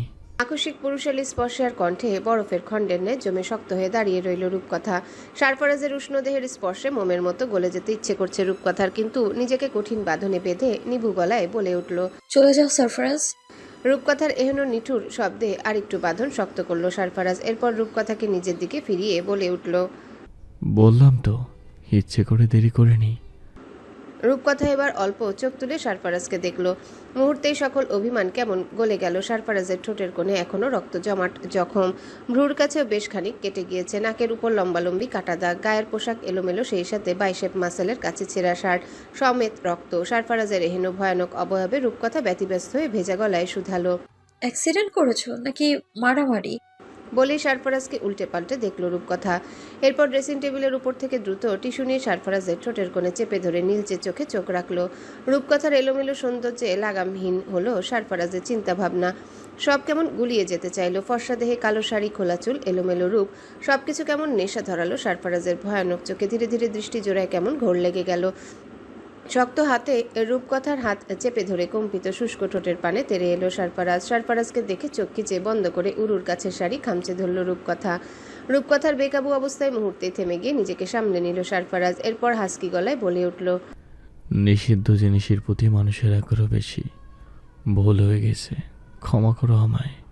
বলেই দূরত্ব বজায় রেখে দাঁড়ালো সারফারাজ। সারফারাজকে আগাগোড়া পরখ করে কোমরে আঁচল গুজলো রূপকথা। না চাইতেও ফর্সা উন্মুক্ত মেধহীন উদরে নজর আটকালো সারফারাজের। নিজের ধৈর্যের চূড়ান্ত পরীক্ষা দিয়ে ঠায় শক্ত হয়ে চুপচাপ দাঁড়িয়ে রইল সারফারাজ। কাবার থেকে মেডিকিট বক্স নিয়ে সারফারাজের সামনে দাঁড়ালো রূপকথা। এরপর মিহি গলায় বিছানা নির্দেশ করে বলল, বসো ওখানটায়। বাধ্য বাচ্চার ন্যায় সারফারাজ বিনা বাক্যে বসে গেল। টেবিলের উপর থেকে চুলের কাঁটা তুলে দাঁত দিয়ে আলতো করে আঁকড়ে ধরল রূপকথা। এরপর এলোমেলো চুলগুলো গুছিয়ে সুন্দর করে আটকে নিল। রূপকথার চুল বাঁধার দৃশ্যে গলা শুকিয়ে উঠল সারফারাজের। ফাঁকা ঢোক গিলে গলা ভিজানোর প্রয়াস চালালো সে। সেই সাথে চলতে লাগলো অ্যাডাম অ্যাপেলের ক্রমাগত উঠানামা। চুল গুছিয়ে মেডিকেট বক্স থেকে একে একে বের করে আনলো ডেটল, তুলো, বেবি সোপ, অয়েনমেন্ট আর গজ। এরপর সযত্নে তুলাতে ডেটল লাগিয়ে সারফারাজের ক্ষত পরিষ্কার করলো রূপকথা। ব্যথায় চোখ খিচে হাত মুঠিবদ্ধ করলো সারফারাজ। ঘর ভর্তি নীরবতা, কেউ কোনো শব্দ পর্যন্ত করলো না। শুধু সারফারাজের ভারী শ্বাস মাঝে মাঝে নীরবতার ছন্দ পতন করছে। রূপকথা চোখে জল নিয়ে সারফারাজের হাতে ব্যান্ডেজ বাঁধছে। এমন সময় নিজেকে আর ধরে রাখতে না পেরে রূপকথার ধবধবে ফর্সা নেশা ধরানো উদরে চেপে ধরল সারফারাজ। অস্থির শিহরণে কেঁপে উঠল রূপকথা। নিজেকে সামান্য ধাতস্থ করে রূপকথা আমতা আমতা করে বলল, কি করছো তুমি? তোমার তো ব্যথা কুকড়ে যাওয়ার কথা। আর তুমি? রূপকথার লাজুক মুখের পানে তাকিয়ে সারফারাজ অল্প দুষ্টু হেসে জবাব দেয়, তুমি যখন এত করে ডাক্তারের মতো যত্ন করে আদর করছো তখন ব্যথা আর কোথায় লাগবে বলো? রূপকথা মুখ ভার করে চোখ নামিয়ে হাত পরক করে বলে উঠল, গভীর ক্ষত হয়েছে এখানে, বড় ডক্টর দেখাতে হবে, সেই সাথে মেডিসিন নিতে হবে। সারফারাজ রূপকথার পানে মুগ্ধ নয়নে তাকিয়ে জবাব দিল, সামান্য ক্ষত এটা রূপকথা? তোমার চোখের জল দেখার পর বুকের বাঁ পাশে এই গভীর ক্ষতের সৃষ্টি হয়েছে, তার তুলনায় কিছুই না এটা। বলে এক ঝটকায় রূপকথাকে নিজের কোলে বসালো সারফারাজ। এরপর রূপকথার কানের কাছে মুখ নিয়ে ফিসফিস করে বলে উঠল, শরীরের চিকিৎসা বাদ দিয়ে আমার মনের চিকিৎসার দায়িত্ব নেবে রূপকথা। রূপকথা ভীরু চোখে সারফারাজের পানে দৃষ্টি মেলল। সারফারাজের চোখ জোড়া অনেক কথা বলছে যেন রূপকথাকে। রূপকথা সবগুলোই বুঝলো বোধহয়। সেই সরু চিকন আঙ্গুলি দিয়ে সারফারাজের নাকে আকুবুকি করে বলে উঠল, নেব। সারফারাজ অল্প হেসে রূপকথার চুল চেপে ধরে নিজের একদম মুখোমুখি এনে রূপকথার নেশা ধরানো ঠোঁটের কোণে চুমু আঁকলো ছোট করে। সারফারাজের স্পর্শে সারফারাজের শার্টের কলার খামচে ধরে চোখ বুজে ফেলল রূপকথা। সারফারাজ পরিতৃপ্তির হাসি হাসলো শব্দ করে। এরপর হাসকি স্বরে বলল, স্টাম্প মেরে দিয়ে গেলাম, আজ থেকে আমার একান্ত ব্যক্তিগত ডাক্তার তুমি। আমার অ্যাপার্টমেন্ট ছাড়া আর কোনো অ্যাপার্টমেন্ট গ্রহণ করলে ওই দিনে হবে তোমার জীবনের শেষ নিঃশ্বাস নেওয়া এই সুন্দর তরুণীতে। হ্যালো বন্ধুরা, পরবর্তী পার্ট খুব তাড়াতাড়ি আসবে, তো সবাই অপেক্ষায় থাকো। আর চ্যানেলটি যারা এখনো সাবস্ক্রাইব করোনি তারা পরবর্তী পার্ট দেখার জন্য চ্যানেলটি সাবস্ক্রাইব করে রেখো। ধন্যবাদ সবাইকে, আমাদের সাথেই থেকো।